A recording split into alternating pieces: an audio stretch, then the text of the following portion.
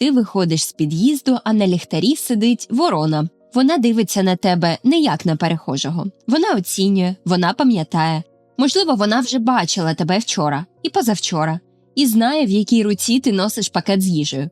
Міські птахи більше не просто виживають серед бетону. Вони навчилися грати в гру під назвою «Людське місто». І, здається, вони почали вигравати. Цікаво? Постав свою вподобайку, коментар плюс підписочка. Це добрий знак для Ютубу, щоб просувати мій контент. І підемо дізнаватися. Цікавеньке.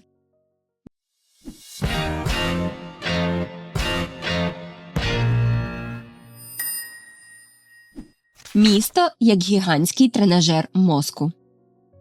Місто – це середовище, де стабільності майже не існує. Температура вища, рух транспорту змінює повітряні потоки, люди поводяться непередбачувано. Для птаха це нескінчений потік задач, які потрібно вирішувати щохвилини. Де сьогодні безпечніше гніздитися, якщо дерево спиляли? Чи можна використати вентиляційний короб як теплу нішу взимку? Як скоротити маршрут між двома джерелами їжі, якщо з'явився новий будинок? У містах спостерігають цікаву тенденцію. У деяких видів, зокрема воронячих, відносний розмір передньої долі мозку більший, ніж у сільських популяцій. Це зона пов'язана з плануванням, пам'яттю та гнучкістю поведінки. Птах, який швидше аналізує ситуацію, має вищий шанс дожити до розмноження. Місто діє як фільтр, який залишає найкмітливіших. Ще один фактор – різноманітність стимулів. У природі багато циклічності, у місті – постійна новизна. Нові об'єкти, нові запахи, нові звуки. Мозок, що постійно стикається з новими задачами, формує більшу нейропластичність. Птах не просто звикає, він вчиться вчитися. Місто змушує птахів вкладати ресурси в мозок, а створення контенту теж потребує ресурсів. Я була шокована минулим донатом від анонімного котика і дуже вам вдячна за підтримку мого контенту. Значить, я на правильному шляху і попереду ще більше цікавого. Також я дуже вдячна Максиму Волгіну за підтримку. Якщо ти хочеш, щоб я продовжувала висвітлювати подібні теми, підтримай канал паливом на Монобанку. Це твій спосіб стати частиною цієї еволюції знань. Посилання у описі та на екрані, але, звісно, після донату для наших воїнів, завдяки яким ми маємо змогу жити, працювати і відпочивати. А зараз перейдемо далі до теми. Світлофори, машини і стратегія очікування. Ворони в Токіо та інших мегаполісах розкладають тверді горіхи на дорозі, саме перед світлофором. Вони чекають, поки машини зроблять за них роботу. Потім відступають на безпечну відстань і терпляче очікують сигналу для пішоходів. До речі, відео про ворон є на каналі, підказочка на екрані. Вони синхронізують свою поведінку з людською інфраструктурою. Це означає, що птах розуміє послідовність подій. Він здатний прогнозувати. Зараз буде рух, потім зупинка. Така поведінка потребує не тільки спостереження, а й запам'ятовування часових інтервалів. У багатьох містах голуби навчилися використовувати метро та підземні переходи як безпечні маршрути. Вони знають години пікової активності людей. Цікаво, що молоді особини спочатку поводяться хаотично, але швидко переймають досвід старших. Це виглядає як навчання за моделлю. Місто стає школою, де світлофор – частина навчальної програми. Люди як складна змінна. Міські ворони здатні запам'ятовувати конкретні обличчя роками. Дослідження показали, що вони можуть передавати інформацію про небезпечну людину навіть тим особинам, які її ніколи не бачили. Формується своєрідна база даних. У містах птахи вчаться оцінювати мікросигнали – напрямок погляду, швидкість руху, жести. Людина, яка дивиться прямо на птаха, сприймається як потенційна загроза. Та, що проходить повз без уваги, ігнорується. Птахи вчаться відрізняти двірника з мітлою від дитини з хлібом.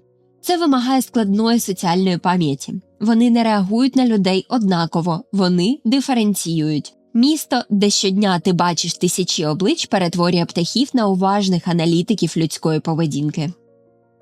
Інновації в їжі та інструментах. Міські чайки кидають мушлі на тверді поверхні з великої висоти, опираючи найміцніший асфальт або бетон. Деякі ворони використовують дріт як гачок, щоб дістати їжу з важкодоступних місць.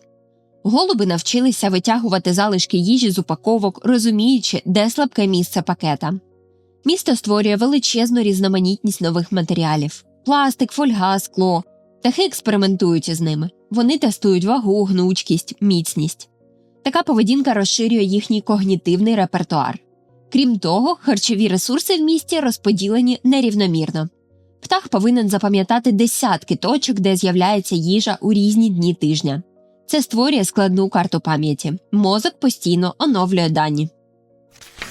Шум і світло як каталізатор змін. Міський шум може досягати рівнів, які у природі практично відсутні. Деякі птахи підвищують частоту співу, щоб їх було чути над транспортом. Інші зміщують активність на ніч через штучне освітлення. Це означає зміну добових ритмів. Організм перебудовується. Гніздування може починатися раніше через тепліший мікроклімат. Світлове забруднення впливає на гормональні цикли. Птахи адаптуються до нових умов, формуючи нові поведінкові стратегії. Мозок повинен швидко фільтрувати сигнали. В умовах інформаційного перенавантаження виживають ті, хто здатен відокремити важливе від фону. Це тренування уваги на рівні еволюції. Соціальні мережі без інтернету. У місті знання не зникають, вони циркулюють. Якщо одна ворона знаходить спосіб відкрити новий контейнер або використовує незвичну конструкцію як укриття, інші швидко переймаються. У щільному середовищі достатньо кількох спостережень, щоб нова стратегія стала нормою. Цікаво, що різні райони одного міста можуть мати власні поведінкові традиції. Десь птахи активніше користуються підземними переходами, десь освоюють дахи торгових центрів, як базові точки спостереження. Це виглядає як локальна культура, яка формується не генами, а досвідом. Молоді особини вчаться, спостерігаючи за дорослими. Вони копіюють маршрути, реакції на небезпеку, техніки добування їжі. Знання накопичуються і передаються. Місто прискорює цей процес, бо контактів більше, а ситуацій для навчання у рази більше. Відбір на сміливість і розрахунок. У міському середовищі ресурс часто знаходиться поруч із ризиком. Їжа – біля людей, тепло – біля будівель, безпечні точки – біля руху транспорту. Птах, який здатен підійти ближче, але вчасно відлетіти, отримує перевагу. Міські птахи скорочують дистанцію втечі. Вони дозволяють людині наблизитися, оцінюючи швидкість, напрямок руху, наміри. Це тонке калібрування ризику. Вони не тікають автоматично, вони аналізують. Ті, хто досліджують нові об'єкти, швидше знаходять додаткові джерела їжі або нові місця гніздування. Сміливість без прогнозування небезпечна, але сміливість із розрахунком стає еволюційною перевагою. З часом це змінює поведінковий профіль популяції. Небезпека як школа виживання. Місто повне пасток. Скло виглядає як небо. Автомобілі рухаються швидко і непередбачувано. Смертність серед міських птахів часто вища, ніж у природі. Це створює жорстокий відбір. Помилка коштує життя. Ті, хто виживають, запам'ятовують небезпечні ділянки, коригують маршрути, змінюють висоту польоту. Зграя реагує на ці зміни. Небезпека тренує швидкість ухвалення рішень. Мозок працює в режимі постійного прогнозування. Птахи вчаться оцінювати траєкторію авто, напрямок руху людей, потенційні укриття. Інтелект тут – інструмент виживання. І попри те, як швидко вони навчаються, вони залишаються живими істотами, для яких одна наша помилка може стати останньою. Кожна збережена зелена зона, кожне дерево, кожна безпечна годівниця – це шанс для виду, який уже довів, що здатен адаптуватися. Вони не просто фоновий шум міста, вони його частина. І від того, як ми будуємо простір, залежить, чи залишиться в ньому місце для їхнього польоту. Що буде далі? Міські популяції вже відрізняються від своїх сільських родичів поведінкою, рівнем толерантності до людини та швидкістю адаптації. У деяких випадках фіксують навіть генетичні відмінності між популяціями одного виду. Місто продовжує змінюватися, і разом з ним змінюються птахи. Вони освоюють архітектуру як частину екосистеми, враховують наші ритми, адаптуються до світла, шуму та температурних аномалій. Можливо, через кілька поколінь різниця стане ще помітнішою. Ми вже живемо поряд із тваринами, які мислять у координатах нашого світу. І це тільки початок. Місто не зробило птахів просто витривалими, воно зробило їх мислення стратегічним. І кожного разу, коли ти бачиш ворону на перехресті чи голуба, що обирає правильний момент для зльоту, пам'ятай, перед тобою не фон міського пейзажу, а учасник складної гри. Подобається? Найкращою дією буде підписка на канал, вподобайка і коментар. Також переходь у мій телеграм, там спілкуємось і викладаю додаткові фактики та цікавинки зі світу нашої вайбової планети. І ось питання. Якщо міські птахи вже читають наші ритми, чи зможуть вони одного дня передбачати наші рішення краще, ніж ми самі?